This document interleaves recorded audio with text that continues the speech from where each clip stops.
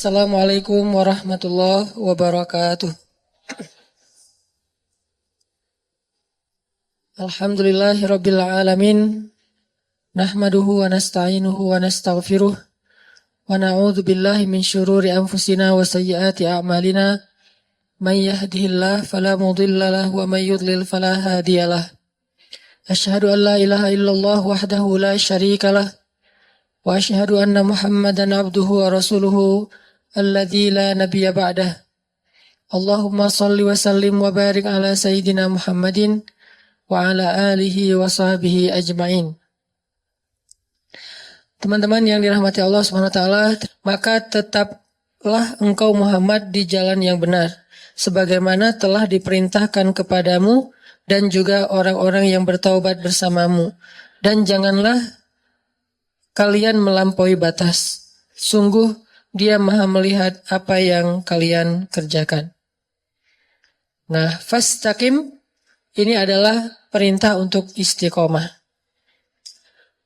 Dan sebagian besar ulama memaknai yang namanya perintah istiqomah itu adalah wajib. Berarti istiqomah dalam satu kebaikan hukumnya wajib. Istiqomah setelah kita berhijrah hukumnya wajib. Istiqomah setelah kita bertaubat hukumnya wajib. Istiqomah kepada satu syariat Allah hukumnya wajib. Fastaqim. Kalimat fastaqim ini kalau diterjemahkan dengan istilah lain itu fattaqullah. Ya ayyuhalladzina amanu ittaqullaha haqqa tuqatih. Bertakwalah kalian kepada Allah dengan sebenar-benar takwa. Atau dalam ayat yang lain disebutkan dengan istilah wasbir. Dan bersabarlah. Semua kalimat ini memaknai istiqomah. Bertakwa, bersabar, lurus, jangan berpaling. Semua ini artinya istiqomah. Maka teman-teman yang dirahmati Allah Subhanahu wa taala, inilah salah satu ayat di dalam Al-Quran yang sempat bikin Nabi itu cepat beruban. Gimana cara Nabi bisa cepat beruban? Karena Nabi memaknai ayat ini. Fastaqim.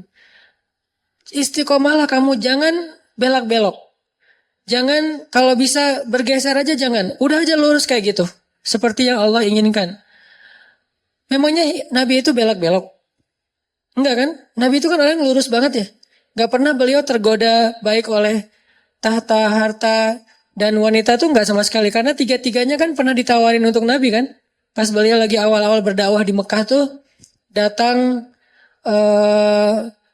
Utbah bin Rabi'ah, datang Walid al-Mughirah, datang kepada Nabi bilang, ya Muhammad, kamu cari apa sih, kata mereka. Udahlah, kita win-win solution aja deh. Kami dapat apa yang kami inginkan, kamu juga dapat apa yang kamu inginkan. Apa yang kamu inginkan? Kalau kamu menginginkan harta, kami kumpulkan harta-harta kami semuanya, lalu kami serahkan kepada kamu. Kamu menjadi orang yang paling kaya di kota Mekah. Kamu jadi orang yang paling kaya di kota Mekah. Ini kalau dalam konteks kita tuh, kita lagi hijrah, kita lagi pengen benar, tiba-tiba dapat kayak tawaran-tawaran kerjaan yang kita tahu hasilnya itu syubhat atau haram. Tapi gede. Syubhat atau haram tapi gede. Arti syubhat kita ragu-ragu. Ini boleh gak sih? Kata ustadz ini gak boleh. Tapi banyak yang bilang, kata ustadz ini boleh. Tapi banyak yang bilang gak boleh. Kan syubhat nih. Sampai tingkatan syubhat tertinggi itu apa teman-teman? 99 orang bilang boleh. Cuman satu bilang gak boleh, syubhat. Walaupun ini gak harus semuanya kayak gini ya. Level orang kan berbeda-beda. Ada yang takwanya sampai ke tingkat waro. Waro itu yang meninggalkan 99 halal hanya gara-gara khawatir dengan satu yang haram. Itu tingkat waronya itu udah tingkat tinggi lah. Kayak Umar tuh. Tuh Umar waronya luar biasa. Gimana waronya Umar? Pernah beliau lagi minum susu onta gitu. Terus rasa susunya beda sama susu yang biasa diminum. Mungkin beda merek gitu, beda brand gitu kan ya. Pas diminum nih nggak kayak gua minum biasanya nih, susu nih beda nih rasanya nih. Lo dapat dari mana? Beli di Indomaret mana nih katanya. Kata asistennya, enggak wahai khalifah, ini memang bukan susu unta milikmu. Tapi ini unta dari Baitul Mal. Unta zakat. Milik kaum muslimin. Langsung ditaruh tuh gelas, mau muntahin gak enak. Udahlah ditaruh aja tuh gelas di situ. Ma'azallah kata Umar. Astaghfirullah innalillah. Kenapa kamu memberikan sesuatu yang neraka buat saya? Kata pembantunya, ini halal. Bukan dari hasil curian, dari Baitul Mal. Tapi kan bukan milik saya, milik kaum muslimin. Dan saya belum minta izin kepada mereka. Akhirnya Umar pun tidak lagi mau minum susu itu. Dan kemudian meminta maaf kepada seluruh kaum muslimin. Dia posting, dia bilang, wahai masyarakat Islam. Posting nih, presiden posting, bayangin. Apa isi captionnya? Minta maaf saya udah minum setengah gelas susu milik kalian. Ini istiqomahnya seorang pemimpin yang luar biasa. Gak mau macam-macam. Kalau yang bukan milik dia gak mau dia sama sekali. Satu tetes saja gak mau. Kenapa? Satu tetes itu sama dengan satu tetes api neraka. Satu tetes api neraka kan cukup melelehkan ubun-ubun ya. Gak usah api neraka. Satu tetes lahar aja coba bayangin. Kan ngeri banget tuh. Satu tetes lahar itu bisa ngebakar satu pohon besar. Sepohon beringin itu terbakar oleh satu tetes lahar. Taruh aja di bawah, di akarnya, kebakar sampai ke atas. Gimana satu tetes neraka? Melelehkan ubun-ubun sampai ke ujung kaki. Gak mau udah satu tetes pun. Terus kasus yang lain. Bentar, Qurannya ditaruh di sini. Kasus yang lain tuh, Umar lagi jalan ke pasar. Terus tiba-tiba ngelihat ada banyak onta. Ada satu onta di antara sekian banyak onta yang lebih gemuk sendiri dibandingkan yang lain. Dia gemuk sendiri nih onta nih. Akhirnya Umar nanya, itu onta punya siapa kok bisa gemuk sendiri? Kata orang-orang, milik anakmu ya Amirul Mukminin. Anakku yang mana? Abdullah bin Umar. Panggil Abdullah sini. Panggil. Ada apa ayah? Abdullah, kenapa onta kamu gemuk sendiri dibandingkan onta yang lain? Nah, saya nggak tahu. Ya saya ngasih makan dari cara yang halal, saya kasih minum dari cara yang halal. Kata Umar, enggak. Pasti orang-orang mendahulukan ontamu daripada onta yang lain karena dianggap engkau anaknya Amirul Mukminin. Mereka akan memberikan rumput yang terbaik untuk ontamu sebelum onta-onta yang lain karena engkau anak Amirul Mukminin. Berikan air kepada onta anak Amirul Mukminin. Berikan rumput kepada onta anak Amirul Mukminin. Sehingga ontamu lebih gemuk sendiri dibandingkan onta yang lain. Tapi saya nggak pernah minta mereka melakukan itu. Tapi walaupun engkau nggak minta, mereka tetap melakukan itu, kata Umar. Terus gimana nih? Keputusan saya, kata Umar, jual ontamu itu ke pasar. Dengan harga pasaran, sama. Lalu keuntungannya, lalu hakmu adalah mengambil seharga ketika engkau membeli unta itu masih kecil. Bibit unta. Itulah hakmu. Sisa keuntungannya serahkan kepada Baitul Mal. Apa kata anak Amirul Mukminin? Sam'an wa ta'atan ya Amirul Mukminin. Sami'na wa ata'na wahai ayah. Gak ada protes-protes. Ini artinya bukan dia doang nih yang istiqomah. Dia mengistiqomahkan keluarganya. Bahkan pernah dia nyuruh anaknya itu ngembaliin hadiah gara-gara dapat hadiah dari temannya di Syam. Syam itu Suriah kalau sekarang. Salah satunya Damaskus. Anaknya Umar tuh dapat hadiah dari Damaskus dari temannya kayak gitu. Nggak tahu lagi ulang tahun atau lagi apa. Pokoknya dikasih hadiah aja. Pas sampai di Madinah dilihat sama Umar. Ini dari mana nih hadiahnya nih? Kata anaknya dari teman saya di Damaskus. Wah, balikin. Kata Umar, kenapa dibalikin? Sesungguhnya dia tidak memberikan hadiah ini kecuali karena dia melihat engkau sebagai anak Amirul Mukminin. Kalau engkau bukan anak presiden, emang dia akan ngasih hadiah? Ya saya nggak tahu. Maka dari itu kembalikan, yang bukan hak kita dibalikin. Saking luar biasanya istiqomah. Dan Nabi pernah diuji dengan yang kayak gini nih. Diteladani oleh Abu Bakar, diteladani oleh Umar. Teladan Abu Bakar apa? Ketika Abu Bakar hidup bersama seorang perempuan yang menikahi 3 laki-laki ahli surga tiga-tiganya. Siapa namanya? Asma bintu Umais. Cewek yang punya 3 suami, tiga-tiganya ahli surga. Bukan poliandri ya. Dia nikah, terus suaminya meninggal, nikah lagi, suaminya meninggal, nikah lagi, suaminya meninggal. 3 kali nikah. Dan 3 kalinya, tiga-tiganya itu ahli surga. Suami pertama Ja'far, Nabi menyebutnya Tayyar. Seorang laki-laki yang punya sayap di surga. Itu Ja'far. Nanti kalau teman-teman masuk surga ngelihat ada yang terbang-terbang. Itu Ja'far namanya. Jangan foto. Ini siapa sih? Jangan. Udah ketahuan Ja'far. Gak tahu. Gak pernah ikut talim ya. Ja'far namanya, kalau yang punya sayap di surga. Kedua suaminya Abu Bakar. Udah dijamin surga dalam banyak hadis.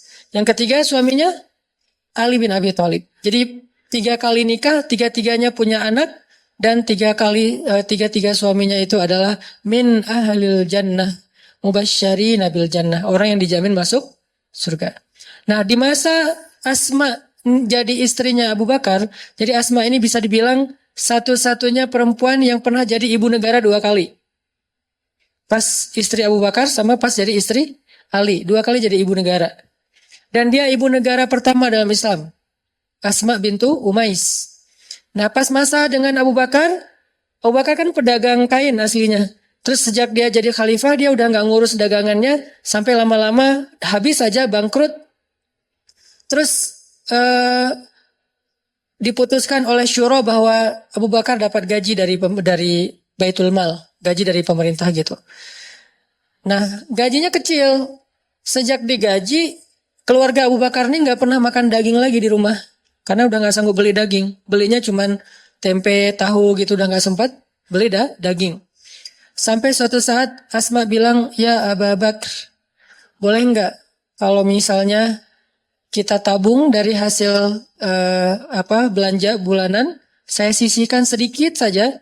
Nanti setelah beberapa lama kalau udah cukup, saya pengen beli daging sesekali. 1/4 kilo juga nggak apa-apa, yang penting makan daging. Udah lama banget kita nggak makan daging. Kata Abu Bakar, coba aja kalau bisa disisihin setiap hari sama Asma. Yang harusnya beli, misalnya makan telur 1 orang 1 butir, sekarang 1 butir bagi 4 gitu telurnya teh. Telur rebus bagi 4. Terus juga kalau roti 1 orang 1, sekarang 1 orang 1 roti ber-3, atau 1 roti seharian. Dicicil makannya, diirit banget sama Asma. Sampai setelah beberapa lama akhirnya tabungan Asma ini bisa untuk beli daging sedikit. Dia bilang kepada Abu Bakar, ya Abu Bakar, ini udah dapat nih, bisa beli daging, boleh saya pakai untuk beli daging? Berapa wahai Asma? Disebutkan angkanya. Lalu Abu Bakar mengatakan, wahai Asma, berarti gaji saya selama ini lebih ya? Lebih dari kebutuhan kita? Rela nggak jika kita berikan kembali gaji yang sisa ini kepada Baitul Mal, dan mulai bulan depan gaji saya dikurangin sebagaimana yang kamu bisa menyisihkannya? Apa kata Asma? Sam'an wa ta'atan. Solehnya orang dulu tuh. Sam'an wa ta'atan, sami'na wa ata'na. Nggak ada protes, nggak minta cerai, nggak posting, nggak. Kan ada yang curhat lewat medsos gitu kan ya, posting, suami kok gini-gini amat, sok soleh lah, ahli sok suci segala macam. Enggak. Sam'an wa ta'atan kepada suaminya. Diajak susah, sesusah-susahnya sam'an wa ta'atan. Makanya emang pantas sih kalau Asma tuh punya suami 3-3-tiganya ahli surga. Karena emang gak enak jadi suami ahli surga. Pastinya akan banyak diajak susah. Walaupun ada juga ahli surga yang senang, kayak Abdurrahman bin Auf, Utsman bin Affan, itu kan ahli surga yang senang ya. Cuman kan gak bisa milih, saya mah gak mau sama Abu Bakar, maunya sama Utsman gitu. Takdir lah ya. Ada yang takdirnya kayak anak Nabi, nikahnya sama Utsman. Ada anak Nabi, nikahnya sama Ali. Dua-duanya ahli surga. Utsman ahli surga, Ali ahli surga. Dan dua-duanya solehah. Yang istri Utsman bersyukur, yang istri Ali bersabar. Mumin. Kalau kita kan ngebandingin, kenapa ya nggak saya aja sama Utsman? Coba ya kalau suami saya kayak Utsman, kamu sih malas kerja, kamu sih terlalu jujur, kamu sih apa segala macam. Mulailah menggoyahkan keistiqomahan pasangannya. Nah ini artinya teman-teman, Abu Bakar tuh kayak gitu istiqomah. Sampai pernah Abu Bakar makan makanan kayak daging gitu, ada yang hadiahin kayak kornet, terus dimakan sama Abu Bakar. Udah makan setengah, ditanya sama Abu Bakar, nih enak banget nih kornetnya, dapat dari mana? Dari non-muslim yang dia bukan ahlul kitab. Yang dia itu nyembelih hewan bukan dengan nama Allah. Ibaratnya kita produk yang gak ada label halal. Udah makan setengah baru ketahuan, ini gak ada label halalnya, dari mana nih? Impor. Wah bahaya nih. Akhirnya apa yang dilakukan Abu Bakar? Dia ambil kayu kecil, dia masukkan ke mulut, supaya dia muntah. Pas sudah muntah dia liatin ada daging nggak? Oh kurang nih, digini-gini lagi. Sampai pingsan. Abu Bakar. Jadi kalau kita mau gaya-gayaan depan Abu Bakar, kenapa Nabi sampai bilang iman Abu Bakar itu lebih berat daripada iman semua umat Islam? Kayak gitu tuh salah satu adegannya tuh. Sampai digini-gini. Kenapa? Istiqomah. Nggak mau makan satu eh, biji sawi pun atau biji beras pun, satu butir beras pun yang bukan haknya atau yang tidak halal. Bisa nggak kita istiqomah ketika kita lagi jalan-jalan ke luar negeri? Gitu aja, hal sepele kan? Ke Singapura, alhamdulillah sekarang tuh halal food tuh udah jadi tren baru sekarang. Kayak di Jepang tuh sekarang menjelang Olimpiade, Jepang mempersiapkan banyak halal food spot gitu, halal food corner. Jadi di mall-mall tuh selalu ada kayak ini bagian ini halal food dan makanannya tetap makanan Jepang yang itu kayak gitu-gituan, udon apa gitu tapi halal. Tapi dulu beberapa tahun yang lalu kata teman-teman di sana, cari halal food itu susah banget. Kalau nggak benar-benar masak sendiri, nggak akan bisa dapat makanan di luar yang halal. Ke Hong Kong, ke New Zealand, misalnya kemana. Itu kalau kita nggak kuat untuk benar-benar berazam, saya nggak akan makan kecuali yang halal. Walaupun akhirnya agak-agak emang nggak nyaman sih. Harus masak sendiri atau dimasakin temen atau mungkin carinya di pasar itu nyari dulu kemana yang ada kebab Turki baru dimakan atau yang makanan India. Itu juga nyarinya susah. Kadang-kadang bosan pengen makanan-makanan yang fast food misalnya yang ala-ala di luar kan mungkin rasanya beda sama di Indonesia nih sama-sama fast food. Pengen ngerasain nih fast food yang di luar kayak gimana. Nggak boleh. Ini namanya istiqomah. Kalau bisa kayak gini aja nih udah dijamin masuk surga. Baru bab makanan yang bukan dalam keadaan lapar banget loh ya. Makanan yang sebetulnya masih banyak pilihan. Itu aja kadang-kadang kita udah ujian kan, udah PR nih. Udahlah nggak usah terlalu fanatik-fanatik abang jadi orang. Kadang-kadang setan ngebisikin nggak apa-apa nanti tinggal taubat. Kan suka gitu ya. Udah aja sekarang mah nanti tinggal taubat. Sesekali lah gitu. Nah ini kadang-kadang bikin kita agak-agak lemah. Disitulah PR kita nih. Mujahadah kita, usaha kita tuh, effort kita di situ. Setelah kita berhijrah, setelah kita taubat, udah coba effortnya cuman fokus dengan istiqomah saya mah nggak mau ngelanggar. Saya bilang, pengen main boleh, tapi jangan bikin dosa. Pengen have fun boleh, tapi jangan nambah dosa. Pengen nongkrong boleh, tapi jangan lalai buat kita jadi jauh dari Allah. Sebetulnya bisa banget, cuman kita kadang-kadang terlalu pragmatis dan nggak sabar untuk ngejalanin dulu cara-cara Allah. Salah satu misi saya dalam postingan-postingan di sosmed itu adalah walaupun belum sempurna ya, saya pengen nunjukin lifestyle yang realistis aja lah, nggak usah terlalu soleh-soleh amat yang mungkin hanya sebagian kecil orang yang bisa ngelakuin. Saya nggak akan posting lagi sholat tahajud, kecuali emang sengaja syiar pengen ada event tahajud bareng. Saya nggak posting lagi tilawah yang panjang banget, tilawahnya 1 hari 10 juz, walaupun nggak pernah misalnya. Saya posting yang realistis aja lah. Hidup kita tuh kerja, terus keluarga, main. Apalagi hidup anak muda kan banyak mainnya, entertain ya. Saya pengen ngasih tahu bahwa main tuh boleh banget. Banyak main pun gak masalah. Tapi jangan bikin dosa, itu doang. Kita bisa jalan-jalan, kita bisa have fun, kita bisa seru-seruan, kita bisa asik, bisa apa aja yang kita hobi kita lakuin. Dengan syarat jangan bikin dosa. Dan itu bisa banget. Gak akan mengurangi funnya. Apalagi udah punya pasangan, lebih bisa lagi tuh. Kalau belum agak berat sih ujiannya emang. Untuk dapat fun itu agak-agak sedikit garing lah ya. Mungkin salah satu cara istiqomah emang benar kata Nabi menikah biar lebih istiqomah walaupun bukan berarti udah nikah itu pasti istiqomah 100% enggak.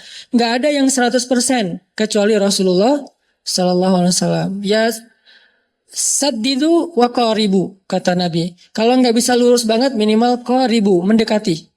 Berusaha. Kadang lurus, kadang mendekati. Yang jelas jangan sampai muzabzabin, terombang-ambing. Jadi Nabi itu pernah diuji keistiqomahannya, kata Walid, kalau kamu pengen harta, kami kumpulin semua harta kami kasih untuk kamu. Kamu jadi orang paling kaya di Mekah. Kalau kamu pengen jabatan, pengen jadi raja, ya udah kami kumpulkan seluruh kabilah Mekah, lalu kami baiat kamu sebagai rajanya Mekah. Sampai segitu loh. Belum pernah orang Quraisy itu bersepakat untuk mengangkat satu raja yang memimpin semua kabilah itu belum pernah loh. Ada dulu banget di masa kakek-kakek buyutnya Nabi Muhammad. Setelah masa Abdul Muthalib itu udah pecah-pecah. Masing-masing kabilah punya ketuanya sendiri, ketua kabilah, punya pemuka kaum sendiri, nggak mau bersatu. Kali ini mereka mau bersatu, coba. Kami kumpulkan semua kabilah, membaiat, melantik engkau sebagai raja kami, raja semua kabilah. Kalau kamu pengen jadi raja. Tiba-tiba Nabi ditawarin jabatan, jadi presiden. Semua provinsi sepakat akan nyoblos kamu dan suaranya tuh 100%. Nggak ada 60, 40 nggak. 100% suaranya, vote-nya tuh untuk kamu. Mau nggak? Terus yang ketiga, kalau kamu butuh pasangan, butuh istri, butuh perempuan, kami kumpulkan cewek cantik-cantik dari setiap kabilah tuh yang paling cantik. Kayak kabilahnya Abu Bakar kan, Bani Taim, kan itu simbol kabilah dengan cewek yang paling cantik di Mekah ya. Bani Taim itu muncul nanti Aisyah, dari Bani Taim itu muncul Asma. Cewek-cewek cantik lah yang kalau dia malu wajahnya kemerah-merahan. Jadi nggak perlu pakai apa-apa, nggak perlu pakai blush on udah merah gitu. Itu dari Bani Taim. Kalau sekarang namanya Tamimi. Dari Bani Taim. Kami kumpulkan nih cewek-cewek cantik. Dan jangan bayangin Arab itu, orang Mekah itu cantiknya biasa-biasa aja. Lihat Aisyah, salah satu simbol perempuan cantik di dunia. Selain Sarah, istri Ibrahim. Aisyah, istri Rasulullah. Itu cantiknya luar biasa. Benar-benar sampai bikin ada seorang sahabat yang dijamin masuk surga. Apa? Ngecengin Aisyah. 1 dari 10 sahabat yang dijamin surga tuh ada yang ngecengin Aisyah loh. Sampai dia diam-diam ngomong gini ke temannya. Nanti kalau Nabi meninggal, gue bakalan nikahin tuh Aisyah. Sampai gitu. Padahal itu ahli surga loh. Artinya udah saking tertariknya, udah gak ketahan lagi. Kan ahli surga itu terjaga banget ya. Pandangannya terjaga, hawa nafsunya terjaga. Tapi saking cantiknya Aisyah, sampai 1 dari 10 orang yang dijamin surga. Bukan 700, bukan 1000, 10 orang doang nih. Salah satu dari mereka ada yang jatuh cinta sama Aisyah dan berbisik, kalau nanti Nabi meninggal, saya pengen nikahin tuh Aisyah. Turun ayat, kalau nggak salah surah Al-Ahzab, istri Nabi adalah pasangannya dunia akhirat. Kalau Nabi meninggal, maka istrinya haram bagi kalian karena dia adalah ibu bagi kalian. Allah yang ngekat nih. Padahal dia berbisik doang. Duh, ketahuan sama Allah ya. Dia cuma bisik doang gitu. Dia cuma bilang ke temannya kalau nanti Nabi nikah saya pengen meninggal gue pengen nikahin Aisyah. Dan pede gitu kalau Aisyah mau sama dia gitu kan ya. Berarti kan dia keren juga kan. Bukan orang biasa. Pasti kaya, keren, berpengaruh. Dia bisa ngukur lah. Kayaknya Aisyah maulah sama saya lah gitu. Langsung dikat sama Allah. Istri-istri Nabi adalah ibu bagi kalian. Kalau ibu kan berarti haram selama-lamanya ya. Itu asbabun nuzul dari ayat itu. Gara-gara ada sahabat soleh tertarik kepada ngecengin Aisyah. Aisyahnya nggak tahu, baru tahu pas ayat itu turun. Nggak. Aisyah nggak ngomong gitu sih. Ini artinya cewek cantik Mekah itu memang sampai Nabi itu kadang-kadang bilang cewek Mekah itu lebih cantik daripada cewek Madinah. Apa bedanya? Cewek Madinah itu mirip orang Asia, agak-agak matanya kecil. Kalau Mekah tuh matanya besar. Dan simbol kecantikan perempuan menurut Al-Quran, hurul ain, yang matanya besar. Yang kita menerjemahkannya bidadari. Itu terjemahan Indonesia tuh. Kalau terjemahan yang benarnya bukan bidadari, perempuan bermata jelita. Besar tapi sayu dan bulu matanya tuh lentik. Alisnya bertaut. Nggak lurus. Kalau kita kan udah ditatoin masih lurus. Ini kurang gede, gedein lah. Lama-lama jadi kayak balok gitu. Enggak. Kalau Aisyah tuh benar-benar bertaut, terus bulu lentik, matanya besar tapi sayu, nggak sampai melotot gitu, enggak. Keren aja pokoknya. Sehingga simbol perempuan cantik menurut surat Ar-Rahman dan beberapa surat yang lain, hurul ain. Yang matanya jelita. Nah, Mekah punya cewek dengan mata jelita di beberapa kabilah. Salah satunya Aisyah. Sehingga ketika ada sahabat menikah dengan cewek Madinah pas sudah hijrah, Nabi nanya, kamu udah ngelihat belum calon istri kamu? Belum ya Rasulullah. Lihat dulu dong kata Nabi. Soalnya di mata cewek Madinah itu ada sesuatu. Di mata cewek Madinah ada sesuatu. Maksudnya apa? Orang Mekah itu senang yang matanya besar. Jangan-jangan kamu belum ngelihat. Takutnya nanti kamu di luar ekspektasi kamu. Loh kok gini postingannya kemarin beda perasaan. Soalnya belum diedit. Lihat dulu hasil originalnya bukan hasil editannya. Akhirnya di situ ada kayak indikasi bahwa cewek cantik itu yang matanya besar. Sehingga sekarang banyak kayak operasi gitu kan, bedah supaya matanya lebih besar. Nah, kata Walid, kalau kamu pengen perempuan, kami kumpulkan cewek-cewek cantik semekah. Ini juga menjadi bukti bahwa kalau Nabi mau, Nabi bisa aja nikahin banyak perawan loh. Kalau ada yang nuduh Nabi itu laki-laki yang ada kelainan dalam masalah kayak gituan, biologis segala macam. Enggak, kalau Nabi mau, itu dapat tawaran tuh. Semuanya dari setiap kabilah dikasih satu yang keren-keren. Atau kalau mau lebih dari satu silahkan aja. Tapi Nabi mengatakan, syaratnya apa kata Nabi? Syaratnya kata Walid, itu yang kamu dapatkan. Terus apa yang kami dapatkan? Kata Walid, berhentilah berdakwah. Udah bubarin deh komunitas kamu tuh. Udah kamu jangan posting-posting lagi yang bikin orang makin nambah followers. Udah aja kamu biasa-biasa aja lah, nggak usah pakai 1 minute booster apa segala macam. Apaan sih?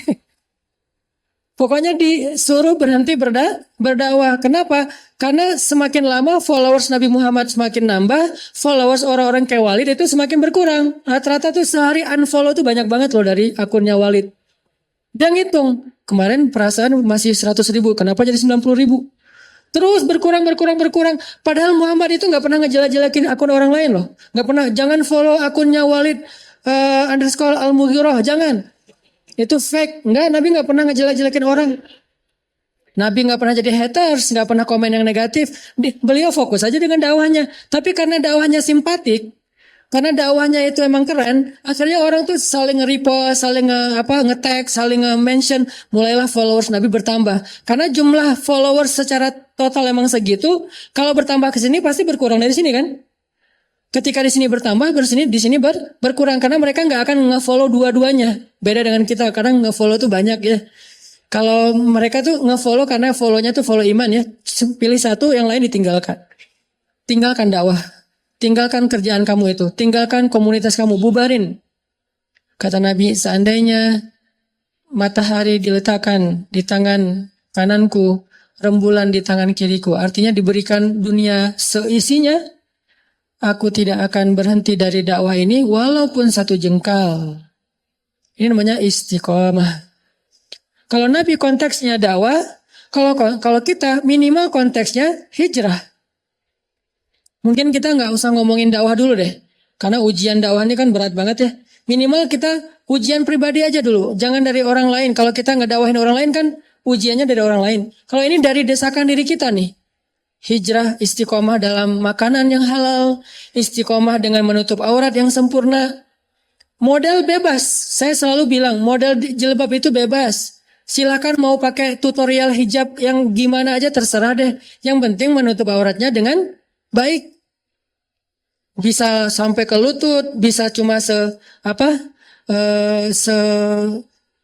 siku, bisa cuman sepundak tapi dimasukin ke dalam, luarnya pakai coat gitu yang longgar kayak orang Turki misalnya. Terserah deh masalah model hijab, yang penting menutupnya dengan baik. Dan kata baik ini nanti ditafsirkan lagi dalam bab fikih. Saya nggak ngomongin fikih, yang jelas menutup aurat dengan baik. Istiqomah. Kadang-kadang ujiannya apa? Ujiannya panas, sehingga kita akhirnya agak-agak mikir nih, dia kan cuma sepupu doang, padahal sepupu itu kan bukan muhrim ya, kan cuma sepupu doang, dari kecil juga main bareng dan gak ada perasaan juga. Bukan masalah perasaan kita, dan bukan masalah perasaan dia. Gue percaya kok dia gak ada perasaan apa-apa ke saya juga gak ada perasaan ke dia. Kita saling percaya, tapi kita gak percaya sama setan. Kita tuh bukan mencurigai teman kita, bukan gak yakin dengan diri kita curiga sama setan. Kayak jalan berdua nih. Kan kita udah temenan dari dulu. Lu kayak gak kenal gua aja, kenal. Terus lu ada perasaan yang aneh-aneh tentang gua? Enggak, biasa aja. Terus gua yakin banget sama lu, gua yakin sama diri sendiri, tapi gua gak yakin sama setan. Karena dia yang ketiga di antara kita. Dialah yang yuwaswis. Jadi orang ketiga itu bukan yang nikung kita. Orang ketiga itu bukan yang dengerin curhat. Orang yang ketiga itu bukan yang modus. Orang ketiga itu adalah setan, yuwaswisu fi sudurin nas. Jadi kita tuh bukan gak percaya sama teman kita. Kita bukan gak percaya sama sepupu. Dia nggak akan ada perasaan, Ustadz ke saya. Kalau nggak ada perasaan kan nggak apa-apa. Bukan masalah dianya, nanti setan. Gimana maksudnya Ustadz? You waswis. Awalnya nggak ada perasaan, tiba-tiba datanglah setan, membisikkan sesuatu di dalam hatinya, muncullah rasa tertarik. Rasa tertarik itu nuktah. Jadi satu noda hitam di hati dia. Tiba-tiba sholat udah nggak bisa khusyuk. Dia nggak sengaja ngelihat aurat kita, tapi gara-gara nggak sengaja terus jadi kayak ada perasaan apa gitu. Oh, ternyata putih juga ya, ternyata cantik juga ya, ternyata bening juga ya. Jadilah sholatnya nggak khusyuk.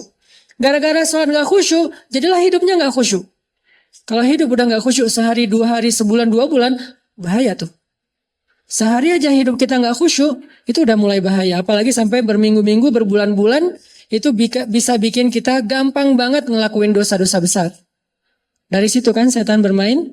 Makanya istiqomahnya tuh, walaupun sepupu juga, walaupun cuma sebentar, walaupun di rumah, tetap aja menutup aurat walaupun panas banget. Jakarta, Surabaya, Palu, ini beberapa kota yang saya pernah datang dan panas banget ya. Di Aceh tuh. Di rumah aja panas, apalagi kalau nggak ada AC. Dan di rumah tuh kalau lagi mudik gitu, yang ngumpul kan sepupu-sepupuan tuh. Istri saya kalau lagi mudik, kan ketemu sama sepupunya semua. Sepupu itu muhrim bukan. Yang muhrim itu orang tuanya sepupu, paman, bibi itu muhrim. Tapi sepupunya bukan.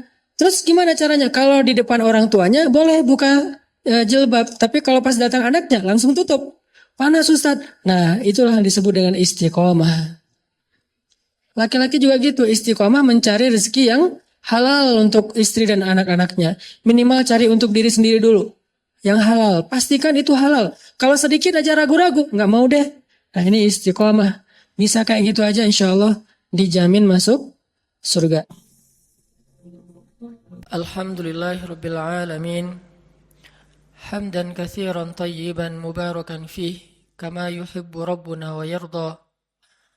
Asyhadu an la ilaha illallah wahdahu la syarika lah wa asyhadu anna Muhammadan abduhu wa rasuluhu la nabiyya ba'dah. Allahumma salli wa sallim wa barik ala Sayyidina Muhammadin kama dzakarahu dzakirun al-akhyar. Wa salli wa sallim wa barik ala Sayyidina Muhammadin makhtalafa al-lail wan nahar. Wa salli wa sallim wa barik ala Sayyidina wa habibina wa maulana Muhammadin wa ala al-muhajirin wal ansar. Ibadallah, usikum wa nafsi bitaqwallah. وتزودوا فإن خير الزاد التقوى إن أكرمكم عند الله أتقاكم فاتقوا الله ما استطعتم ولقد قال الله تعالى في القرآن الكريم أعوذ بالله من الشيطان الرجيم يا أيها الذين آمنوا اتقوا الله حق تقاته ولا تموتن إلا وأنتم مسلمون. Jamaah Jumat yang dirahmati Allah Subhanahu wa taala.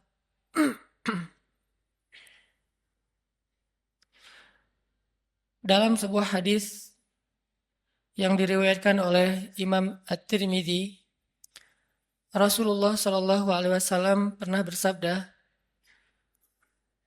An Abdullah bin Mas'ud radhiyallahu an qala Rasulullah sallallahu alaihi wasallam, Ala ukhbirukum biman yahrumu 'alan nar aw biman tahrumu 'alaihin nar ala kulli qaribin hayyinin sahlin.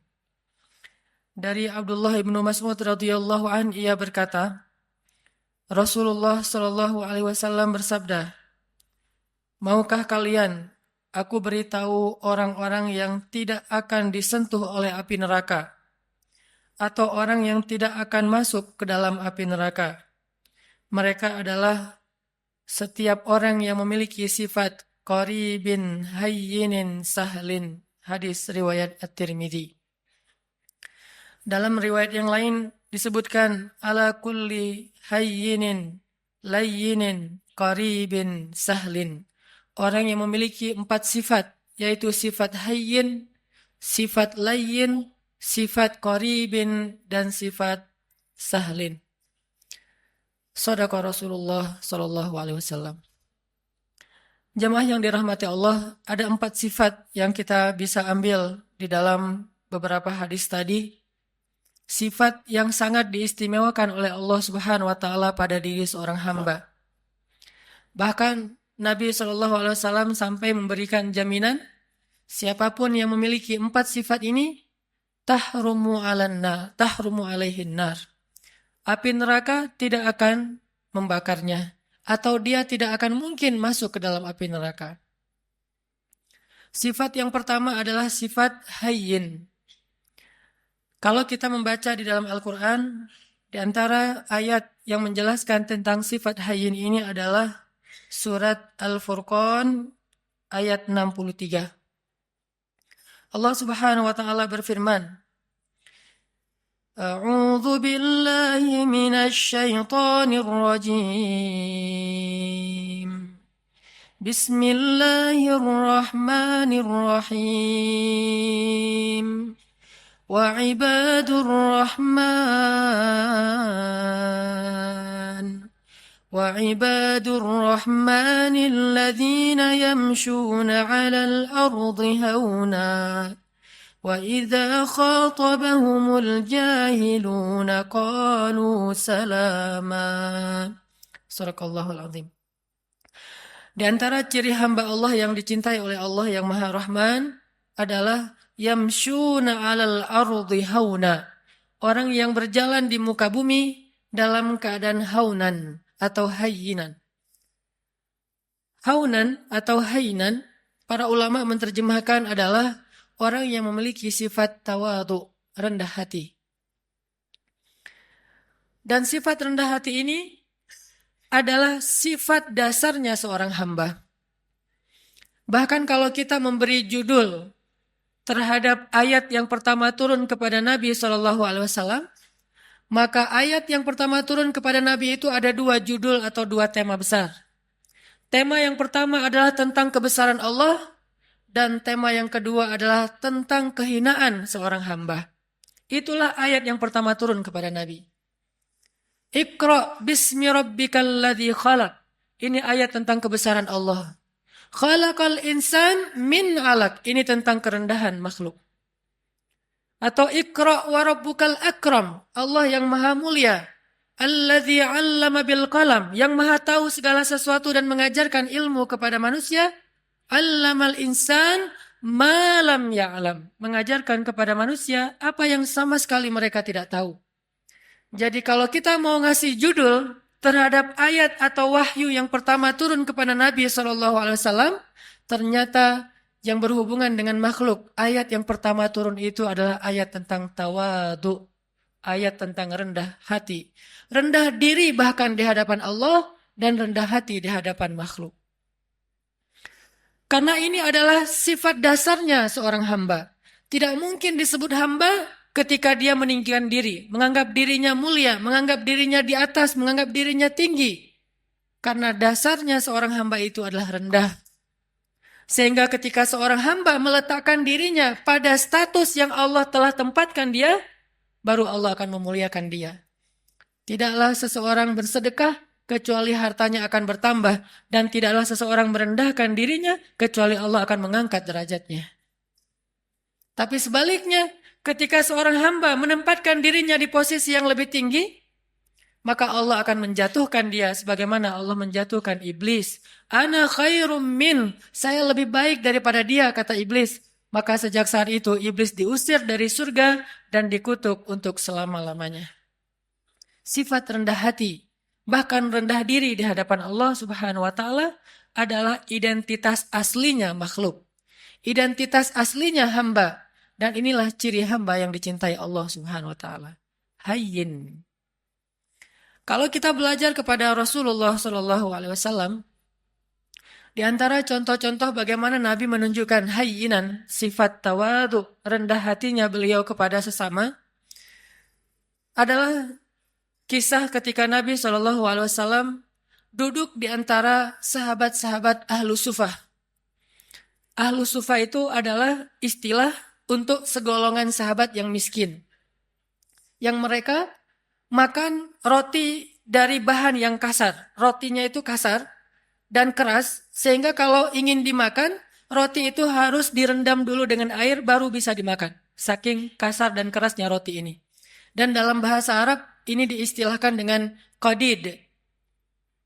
Ketika Nabi duduk di antara para sahabat miskin, lalu mereka menghidangkan roti-roti yang keras di hadapan Nabi, lalu mereka merasa tidak enak hati karena malu kepada Rasulullah, menganggap Rasulullah tidak pantas makan roti seperti yang mereka makan. Apa kata Nabi? Sesungguhnya saya adalah anak seorang perempuan yang biasa makan qadid. Sesungguhnya saya adalah anak seorang perempuan yang biasa makan qadid. Nabi ingin menempatkan dirinya sama dengan yang lain, sehingga yang lain tidak merasa canggung kepada beliau. Dan beliau mengatakan, saya sudah biasa makan makanan seperti ini dari dulu juga. Jadi kita sama. Akhirnya para sahabat merasa nyaman makan bersama Rasulullah SAW. Ini namanya hayyin. Tidak mencari perbedaan, tidak menganggap dirinya tidak pantas atau tidak level dengan orang lain, tetapi justru merendahkan diri sehingga menjadi sama dengan orang lain. Bahkan dalam riwayat yang lain yang mungkin ceritanya juga cukup terkenal, walaupun ulama memberikan judul yang berbeda-beda terhadap kisah ini, adalah kisah ketika Nabi bertemu dengan sekelompok penggembala ternak. Dan di Arab pada masa itu, yang menggembala ternak rata-rata bukan menggembala ternak pribadinya, bukan miliknya. Biasanya milik orang kaya, digembalai oleh orang-orang miskin. Sama kayak Nabi dulu pernah menggembala ternak-ternak orang Mekah, bukan ternak beliau sendiri. Ketika Nabi duduk di antara para penggembala, maka Nabi menyampaikan, tidaklah Allah mengutus seorang Nabi, kecuali mereka pernah menggembala ternak.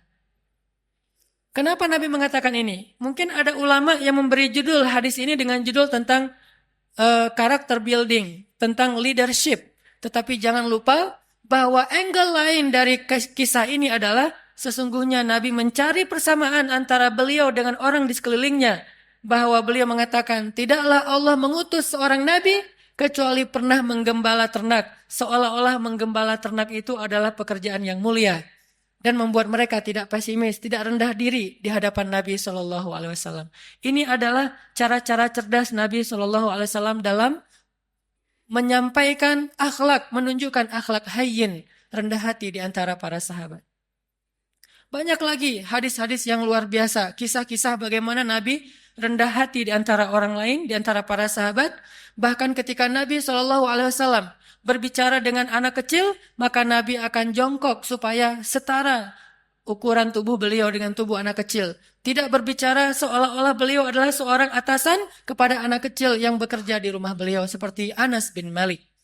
Ini bahasa-bahasa hainan, orang-orang yang rendah hati di hadapan makhluk. Dan Allah Subhanahu wa taala seringkali mengingatkan manusia tentang sifat rendah hati dengan cara menyebutkan asal muasal penciptaan manusia. Hampir semua ayat tentang penciptaan manusia ada pesan moral tentang hainan, rendah hati di dalamnya. Tidakkah kalian perhatikan dari apa kalian diciptakan? Ada ayat diciptakan dari tanah, ada ayat diciptakan dari dua manusia, yaitu Adam dan Hawa. Ada ayat yang diciptakan dari setetes air yang hina. Ada ayat yang diciptakan dari segumpal darah. Intinya adalah kalian harus tahu diri bahwa kalian sebetulnya bukan siapa-siapa. Allah lah yang telah memberikan kepada kalian kehormatan dan kemuliaan. Intinya adalah rendah hati. Hampir semua ayat tentang penciptaan manusia ada pesan tentang rendah hati di dalamnya. Makanya Nabi SAW mengatakan, di antara 4 sifat yang paling dicintai Allah kepada makhluk adalah hayyin, sifat rendah hati. Memandang orang lain sama dengan dirinya. Dan di antara makna sombong atau takabur adalah merendahkan orang lain dan menganggap dirinya lebih baik daripada orang lain. Jamaah yang dirahmati Allah Subhanahu wa taala. Sifat yang kedua, hayyinin layyin. Layyin ini secara bahasa artinya bertutur kata dengan bahasa yang lemah lembut. Kalau kita memperhatikan bagaimana Islam bisa memadukan antara lemah lembut dengan ketegasan, ini menunjukkan betapa akhlak dalam Islam itu sempurna. Karena banyak orang yang tidak bisa memadukan dua hal ini, seolah-olah ketika bersikap lemah lembut, dia menjadi lemah. Dan ketika bersikap tegas, dia menjadi kasar. Padahal tegas dan kasar sesuatu yang berbeda, lemah dan lembut juga sesuatu yang berbeda. Layyin dan tegas, lemah lembut dan tegas sesuatu yang bisa dipadukan karena dua-duanya akhlak yang mulia.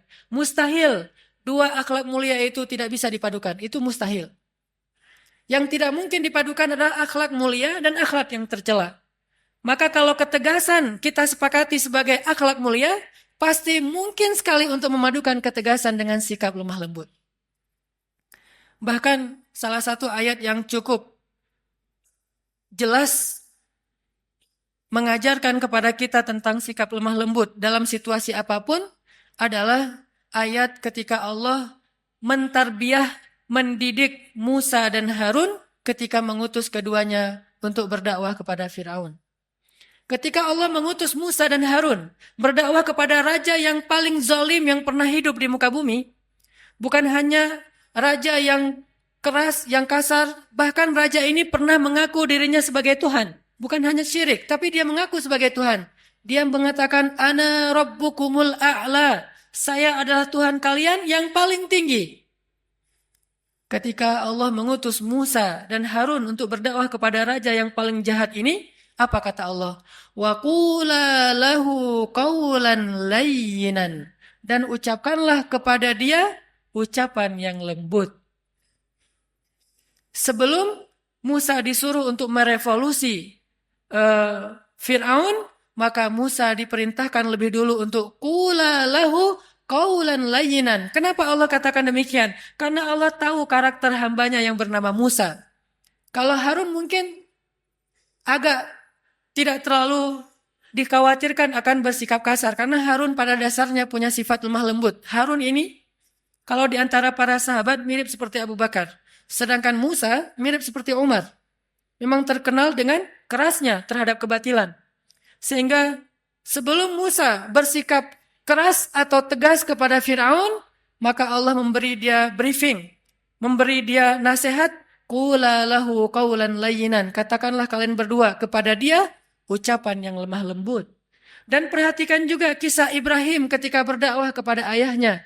Begitu ayahnya marah-marah kepada Ibrahim, bahkan mengancam akan merajam Ibrahim, apa kata Ibrahim? Qala salamun alaik. Sa'astaghfiru laka rabbi innahu kana bi hafiyya. Kata Ibrahim, salam. Nggak apa-apa wahai ayah, aku akan minta ampun untukmu kepada Tuhanku. Sesungguhnya Tuhanku sangat baik kepadaku. Qaulan layyinan, sebelum kalimat-kalimat yang lain. Bahkan Nabi SAW bersabda, sesungguhnya Allah itu maha lembut dan mencintai kelembutan. Dan Allah akan memberikan kebaikan melalui jalan yang lembut yang tidak diberikan dengan cara-cara yang kasar. Maka muncullah salah satu kisah yang cukup fenomenal dalam kehidupan Nabi tentang sifat lemah lembut adalah adegan ketika ada seorang laki-laki Badui buang air kecil di dalam Masjid Nabawi. Ini masjid tersuci nomor 3 di dunia bagi kaum muslimin. Setelah Makkah, nomor 2 bahkan setelah Makkah, kemudian Nabawi, kemudian Masjidil Aqsa. Ada orang Badui, dan orang Badui ini dalam istilah Arab disebut A'rabi, orang yang tidak berpendidikan baik, orang yang belum paham Islam, bahkan belum masuk Islam. Dia ngelihat ada kayak tembok gitu, dia buang air kecil di situ. Lalu para sahabat berdiri ingin memarahi dia. Nabi mengatakan, tunggu, biarkan dia, jangan sakiti dia. Karena kalau dia ditahan atau dicegah, itu akan menyakiti dia, udah terlanjur. Maka biarkan dia, jangan sakiti dia. Setelah dia selesai dengan hajatnya, maka Nabi kemudian ingin mengambil air, tetapi para sahabat mendahului beliau dan membersihkan kotoran laki-laki tadi. Setelah selesai, Nabi memanggil dia, lalu mengajak dia berbicara baik-baik.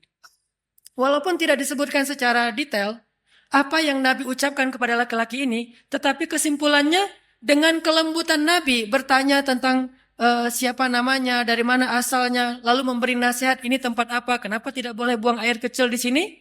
Setelah Nabi menasihatinya baik-baik, akhirnya dia kemudian masuk Islam.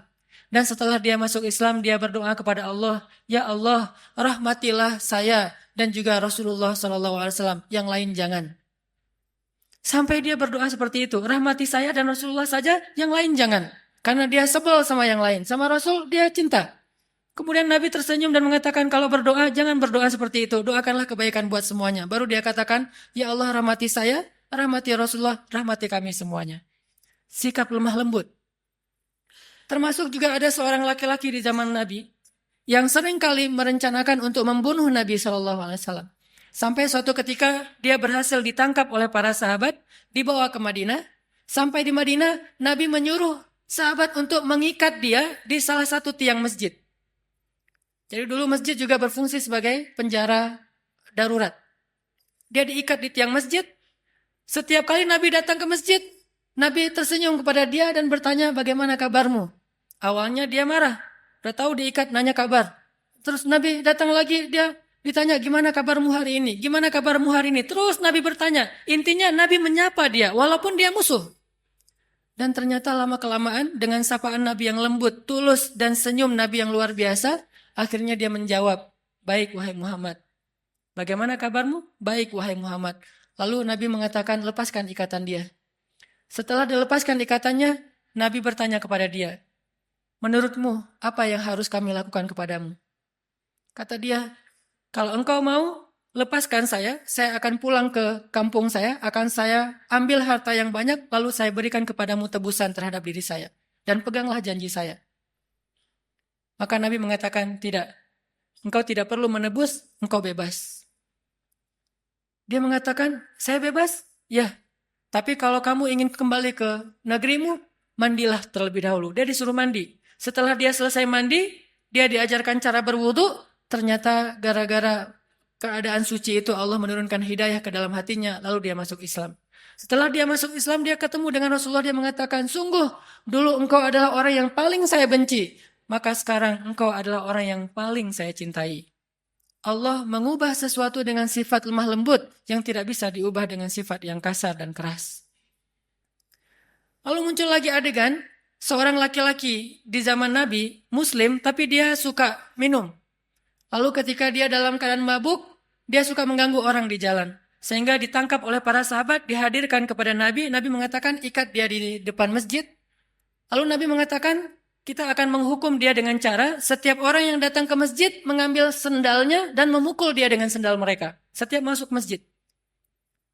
Setiap masuk masjid, sendal dipegang, pukul. Dan memukulnya pun di bagian yang tidak akan melukai. Mungkin di lengannya atau di kakinya. Dipukul, lalu masuk ke masjid. Supaya dia sadar. Lalu tiba-tiba ada seorang laki-laki, sahabat, memukulnya sambil mencela dengan mengatakan, celaka kamu. Maka Nabi SAW mengatakan, jangan begitu. Janganlah engkau membantu syaitan untuk mencelakakan saudaramu. Tegas, tetapi tetap menjaga kehormatannya. Sampai Nabi bersabda, kalau kita baca kitab Riyadhus Shalihin, ada bab yang khusus masalah ini. Nabi bersabda, jika budak perempuan kalian berzina, maka cambuklah dia, tetapi jangan mencela dia.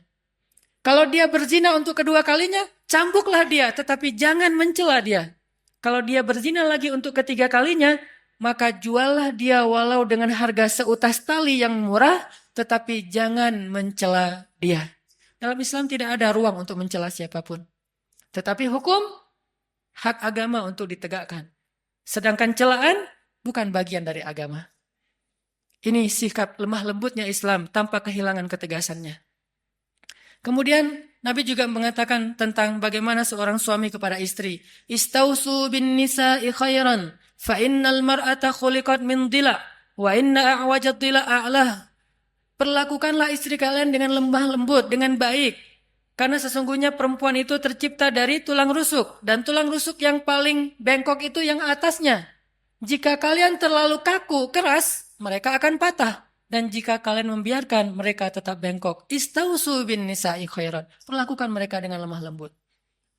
Ini diantara banyak sekali riwayat-riwayat tentang pentingnya sifat lemah lembut, walaupun bukan berarti tidak ada ketegasan sama sekali. Yang ketiga, setelah hayyinin, rendah hati, layyinin, lemah lembut, ada sahlin.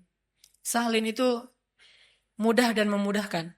Kalau ke dirinya easy going, kalau ke orang lain itu dia sangat gampang, enjoy gitu. Tidak terlalu mempersulit urusan orang lain. Dan saking ingin memudahkan urusan orang lain, Nabi SAW sering kesulitan sendiri. Saking ingin memudahkan urusan orang lain, sampai beliau sering kesulitan sendiri. Di antaranya, suatu saat Nabi sedang berada di pasar, tiba-tiba ada seorang perempuan kemudian meminta Nabi, "Hei anak muda, temenin saya belanja."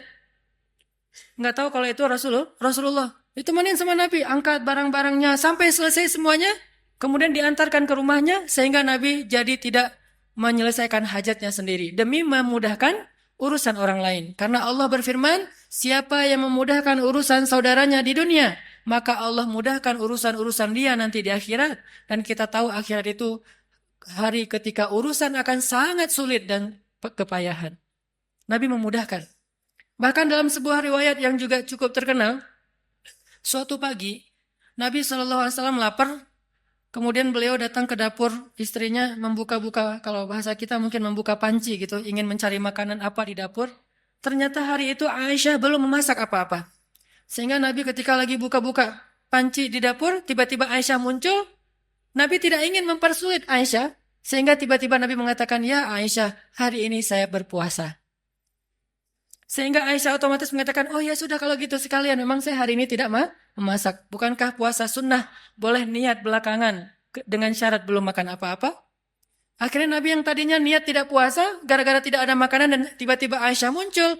Dan kalau Nabi sampai ketahuan lagi buka-buka panci, nanti Aisyah terpaksa harus belanja, masak segala macam. Untuk memudahkan Aisyah, Nabi mengatakan langsung, "Aisyah, hari ini saya berpuasa." Sehingga Aisyah tidak perlu merasa bersalah karena tidak memasak hari itu. Lihat bagaimana Nabi memudahkan urusan keluarganya. Bahkan ketika ditanya kepada Aisyah, "Ya Aisyah, apa yang dilakukan Nabi di rumah?" Aisyah mengatakan, "Nabi di rumah sibuk menyelesaikan semua urusan istri-istrinya." Jadi Nabi kalau di luar, orang berlomba-lomba menyelesaikan hajat beliau, kalau di rumah, beliau justru sibuk dan tidak berhenti untuk menyelesaikan hajat keluarganya. Menyelesaikan urusan orang lain, sahlin, memudahkan. Dan Allah Subhanahu wa taala senang memudahkan urusan hamba. Yuridullahu bikumul yusra wala yuridu bikumul usra. Allah ingin memudahkan kalian dan tidak ingin mempersulit kalian. Lalu siapa kita yang ingin mempersulit urusan orang lain? Bahkan Allah saja ingin memudahkan urusan kita. Yang terakhir, jamaah yang dirahmati Allah, sifat yang dicintai Allah dari seorang hamba adalah qaribin. Qaribin ini lalu menjadi bahasa Indonesia karib, artinya dekat.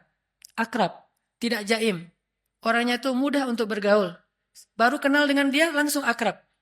Dan juga bukan berarti dia terlalu sok akrab atau caper dan seterusnya, tetapi mudah bergaul dengan dia. Tidak ada jarak, tidak membuat orang sungkan.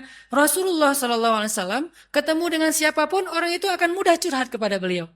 Bahkan seorang perempuan yang baru kenal beliau dengan nyaman curhat kepada beliau. Datang seorang perempuan mengatakan, "Ya Rasulullah, bukankah Allah la yastahi minal haq?" Allah tidak malu kalau kita ngomong tentang suatu kebenaran? Kata Nabi, "Ya, memangnya ada apa?" Kata dia, "Ya Rasulullah, bagaimana cara membersihkan haid?" Seorang perempuan nyaman bertanya itu kepada Rasulullah. Dan pasti tidak akan nyaman bertanya itu kepada yang lain. Bagaimana cara membersihkan haid? Nabi mengatakan, "Ya dibersihkan." Kata dia, "Ya tapi bagaimana?" Kata Nabi, "Ya dibersihkan." Kata dia, "Ya tapi bagaimana ya Rasul?" Akhirnya Aisyah yang mendengar pertanyaan ini memegang tangannya, membawa dia masuk ke dalam dan dijelaskan secara lebih jelas, lebih detail, karena Nabi tidak mungkin menjelaskan itu kepada yang bukan mahramnya. Tapi intinya di sini betapa seorang perempuan merasa nyaman untuk curhat, menanyakan perihalnya kepada Rasulullah, termasuk sampai turun ayat curhat di dalam Al-Quran. Tahukah kita surat curhat di dalam Al-Quran? Surat curhat itu namanya Al-Mujadalah atau Al-Mujadilah. Kalau kita baca Al-Mujadilah artinya curhat. Kalau kita baca Al-Mujadilah artinya perempuan yang sedang curhat. Sampai turun ayat tentang curhat, seorang perempuan datang kepada Rasulullah dan menanyakan perihal masalah keluarganya kepada Rasulullah SAW. Dan tidak ada orang yang datang kepada Nabi dalam keadaan kecewa. Maka jamaah yang dirahmati Allah Subhanahu wa taala, tunjukkan 4 sifat ini dalam kehidupan sehari-hari kita. Mulai dari keluarga, tetangga, siapapun, bahkan orang yang kadang kita tidak kenal di jalan. Bukankah dengan tersenyum kita bisa mencairkan suasana? Bukankah dengan sedikit mengalah itu tidak akan merugikan kita? Kita adalah muslim. Dan sebagai muslim, kita punya tanggung jawab untuk memperlihatkan bahwa Islam itu agama yang indah, agama yang terbaik. Jangan sampai agama Islam ini dicela, Justru karena akhlak kita yang tidak baik, berarti kita telah mencoleng agama kita sendiri. Barakallahu li walakum.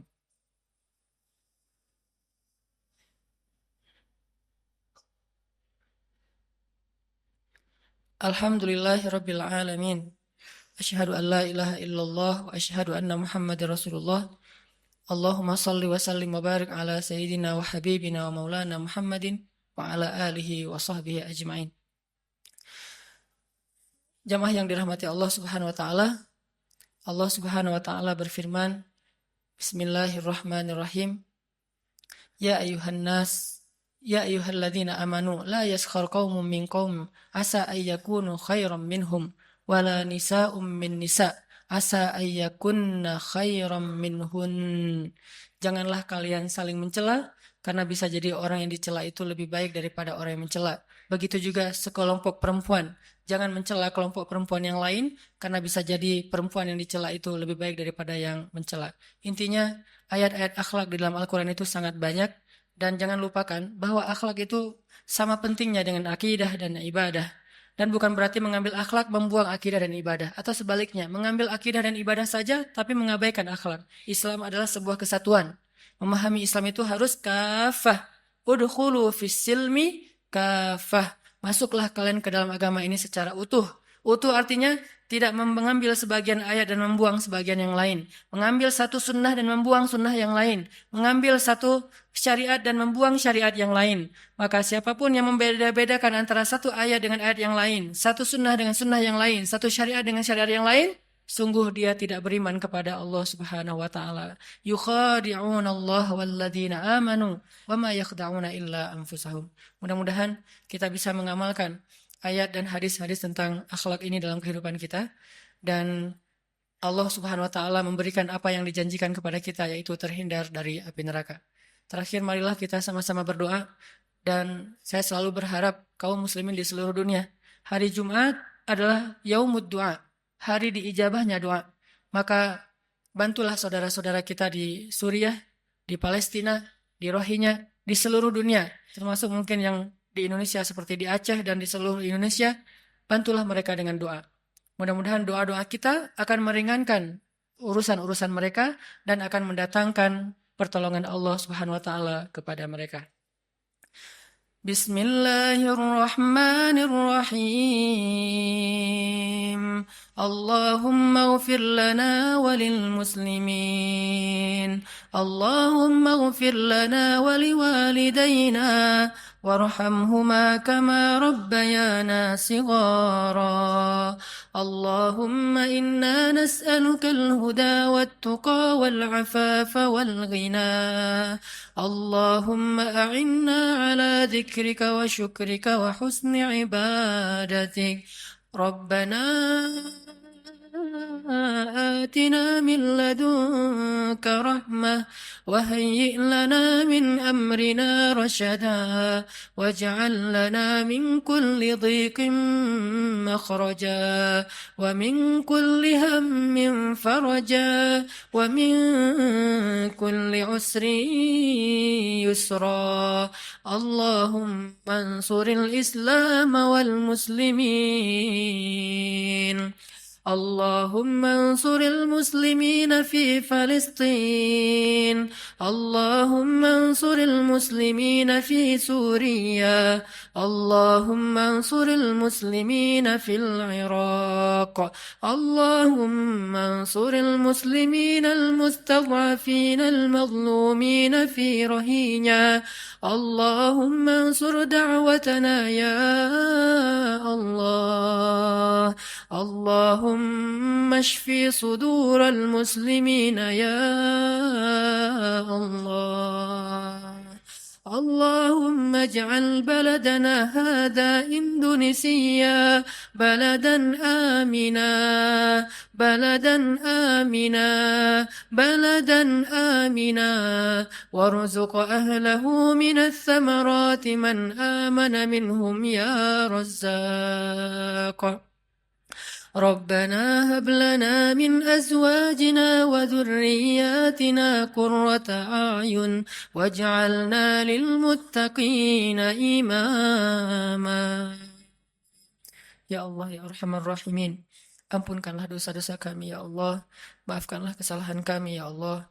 Ya Arhamar Rahimin. Anugerahkanlah kepada bangsa kami ini pemimpin-pemimpin yang taat kepadamu dan adil kepada manusia.